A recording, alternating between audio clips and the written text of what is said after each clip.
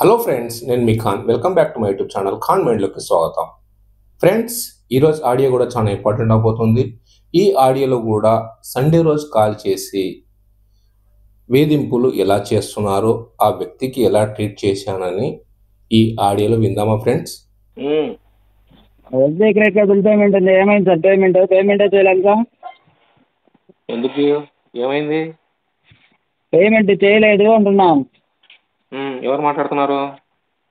మేము ఎస్బీఐకి ఫీల్డ్ డిపార్ట్మెంట్కి కాల్ చేస్తున్నాము. అకౌంట్ ఇక్కడికి వచ్చింది. అది వచ్చేసి 1248 అమౌంట్ చేయాలి సార్. అది ఇమీడియట్లీ చేయకుంటే చేయరా? చేయకుంటే చేయకుంటే ఇంటికి వస్తారు. ఫీల్డ్ ఇంటికి వస్తే ఏం చేస్తారు? డబ్బులు కట్టించుకుంటారు సార్. ఏం చేస్తారు? ఎలా కట్టించుకుంటారు? ఇస్తేనే కదా తీసుకుంటారు. అవును సార్. అది అమౌంట్ చేసేసుకోండి, అయిపోతుంది. 1250. అయితే ఆ డబ్బులు ఇవ్వండి, నేను కట్టేస్తాను. మీ తర్వాత మేమే కాదు సార్, ముందు ఇచ్చిన డబ్బులే అట్లా మళ్ళీ డబ్బులు ఇస్తారా మీకు? ముందు ఇచ్చింది బ్యాంకు, ఇప్పుడు అడిగేది మీకు. మేము ఎందుకు ఇస్తాం మీకు చెప్పు? పేరు? ఎవరి పేరు? మీ పేరే. నా పేరు రవి. చెప్పు రవి. అది ఎస్బీఐ క్రెడిట్ కార్డ్ బిల్ ఉంది కదా సార్, పేమెంట్ కట్టాలి. కట్టాలి. చట్టానికి ఆల్రెడీ అకౌంట్ వచ్చేసి ఫీల్డ్ డిపార్ట్మెంట్లో ఉంది. 7వ నెలలో కూడా పేమెంట్ అవ్వలేదు. చెప్పండి ఇంకా. ఏముంది, ఇంటి దగ్గర పోండి, ఫోటో తీసుకోండి. మీరు అక్కడ నిలబడండి, ఫోటో తీసుకొని మీ మేనేజర్కి ఫోటో తీసుకోవాలా?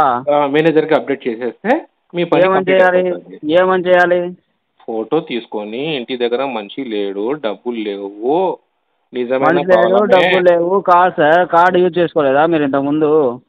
కార్డు యూజ్ చేసుకున్నాను. ఇప్పుడు నిజంగా డబ్బులు లేవు నా దగ్గర. నిజంగా డబ్బులు లేనప్పుడు 1 మంత్ డ్యూ అన్నా క్లియర్ చేయాలి. అదే చేయమంటున్నాను నేను నీకు. మేము ఎందుకు చేస్తాం సార్? మీకు చెప్తుంటే అర్థమవుతుందా? నాకు అర్థం అవుతుంది, నీకు అర్థం కావడం లేదు. మీకే అర్థం అవడం లేదు. నీకు అర్థం కావట్లేదు. మేము ఎందుకు కడతాం సార్? మీ డబ్బులు చెప్పండి.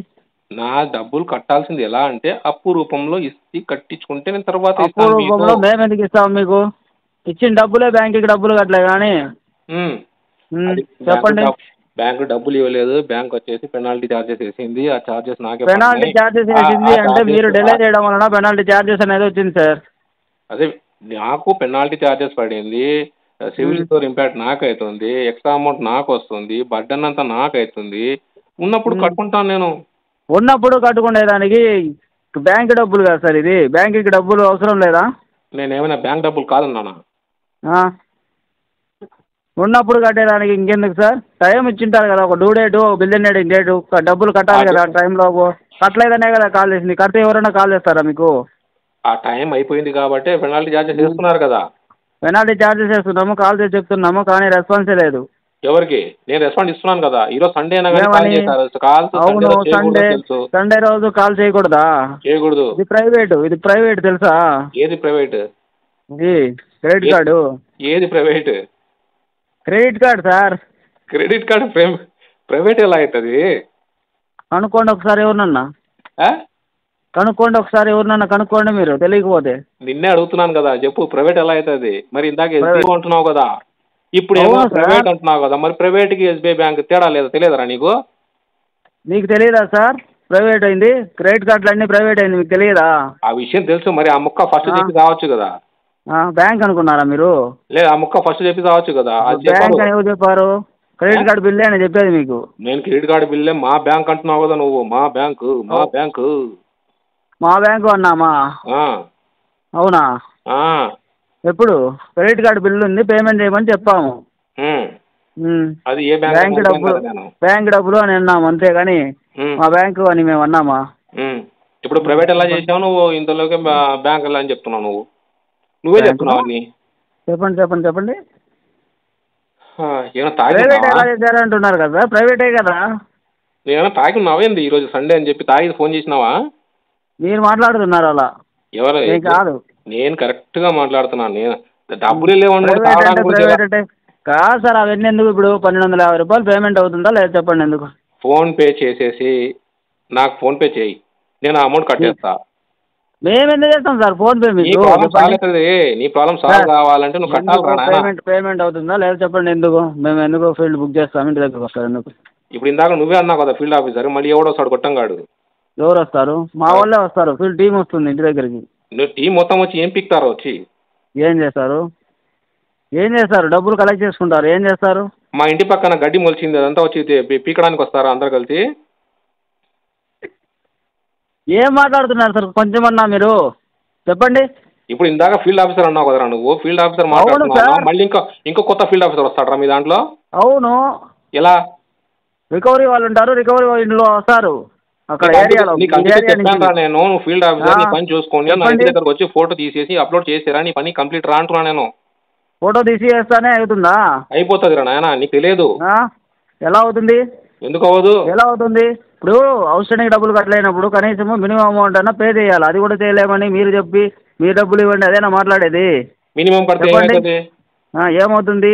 క్లియర్ అవుతుంది, 1 మంత్ డ్యూ ఉంటే క్లియర్ అవుతుంది. కాదురా నెల మీకు నాయనా, వచ్చేసి- చెప్పండి చెప్పండి నువ్వు గాడి లెక్క మాట్లాడతురా. చెప్పు. మినిమం కడితే ఏం లాభం వస్తుంది చెప్పు? మినిమం ఏం కట్టామంటే లాభం అది వస్తుంది? గంగలో కలిసిపోతుంది. మీరు మొత్తం గంగలో కలిసిపోతుంది అంటే కాదు, మీరు డబ్బులు కట్టుకోలేకే కదా ఇంకా మినిమం కట్టమనేది. ఆ మినిమం కడితే నీకేం లాభం రాదు, నాకేం లాభం రాదు, నాకు నష్టం మీకేం లాభం రాదు. వస్తుంది. నెక్స్ట్ మంత్ అనేది మీకు వచ్చేసి కార్డు వచ్చేసి ఓవర్ లిమిట్ లో ఉంది, 4,704 రూపాయలు. ఒకసారి చెక్ చేసి మాట్లాడండి, ఏమని? ఓకేనా? ఏమని? ఓకేనా? ఆ చార్జెస్ అనేది రాకుండా ఉంటాయి మీకు, లేదంటే అది వచ్చి యాడ్ అయితే మీకు ఇంకా పెరుగుతుంది. రే నాయన, నీ ఫీల్డ్ ఆఫీసర్ ఇంకెవడెవడు వస్తాడో మొత్తం రాండి, ఇంటి దగ్గర బాగా గడ్డి మొలిచింది అదంతా సరే సార్, పీకేసి అడ్రస్ చెప్పండి ఎందుకు, ఒక అడ్రస్ చెప్పండి ఎందుకు. నీ దగ్గర ఉంది కదరా? మీకు చెప్తుంటే అవులా అవుతుంది లేండి సార్, నీ దగ్గర ఉంది తమాషాలు కదా? అవుతుందా మీకు తమాషాలు అవుతుందా చెప్తుంటే? నీ దగ్గర ఉంది కదా అడ్రస్? గడ్డి బీగండి, ఇంకేం బీగాలి? ఇంకా అది నీకు నువ్వు అర్థం చేసుకున్నావు. ఇంకా నేను ఇంకేం బీగాలి? ఇంకేం బీగాలి? నాకు నేను చెప్పాల్సిన అవసరం లేదు, అర్థం చేసుకున్నావు. బీగాలంట అన్ని, ఏం బీగాలి? అది అర్థం చేసుకున్నావు నువ్వు, చాలు. అంతకు మించి ఎక్కువ మాట్లాడకూడదు. ఇంకేం బీగాలి చెప్పండి.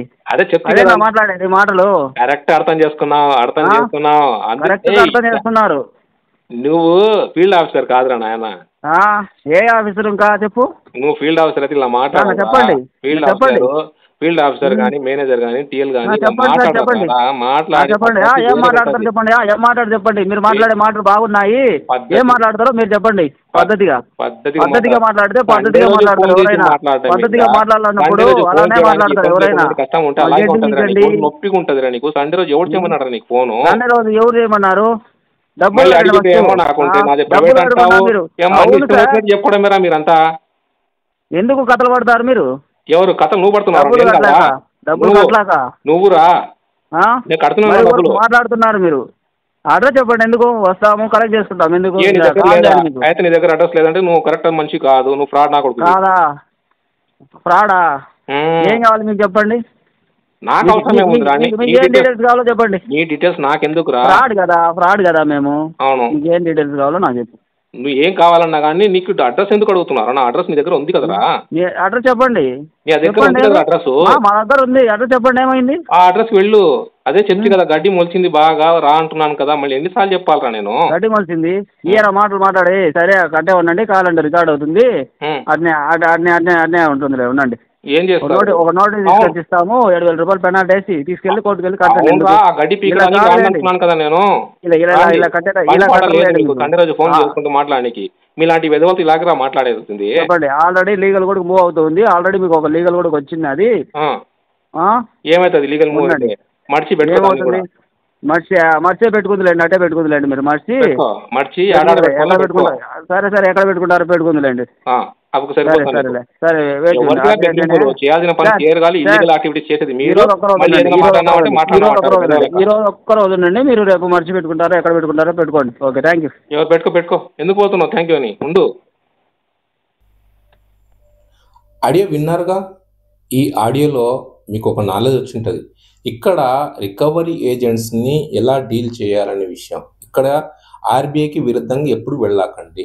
ఆర్బీఐకి విరుద్ధంగా వచ్చి ఇలాంటి రికవరీ ఏజెంట్స్ని మీరు హ్యాండ్లింగ్ ఇలాగే చేయాలి.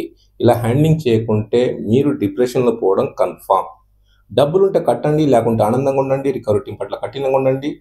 నా ఛానల్ని షేర్ చేయండి, లైక్ చేయండి, సబ్స్క్రైబ్ చేయండి. జై హింద్.